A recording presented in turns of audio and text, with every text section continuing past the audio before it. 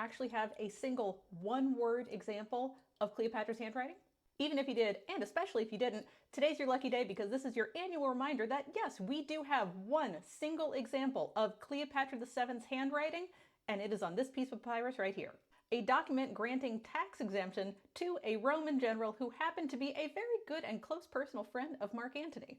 But even a simple legal document actually gives us a ton of information and insight into this very specific and eventful period of history. The document states that the decree is being made by Cleopatra VII to her son, Caesarion, but of course he's being addressed by his full government name, Ptolemy Caesar, and it is simply granting Quintus Cascellius customs and tax exemption forever on any of the wheat, wine, and other goods being imported and exported for his estate in Egypt. And this is also extended to his heirs and tenants as well. Very generous. And we also know the date that this document was received. Of course, this was written using the Egyptian dating system, but in our modern calendar, it works out to February 23rd, 33 BC.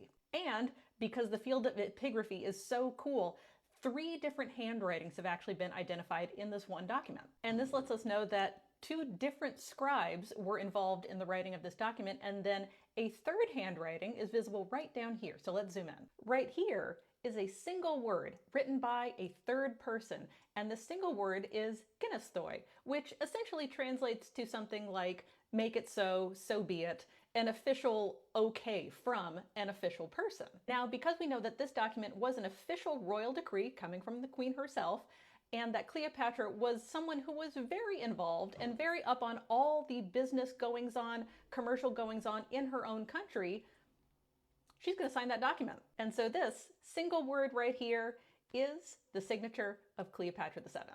If you'd like to see this papyrus for yourself, you can. It's on display in Berlin at the Neues Museum. So next time you're there, you can go see with your own eyes the signature of Cleopatra VII.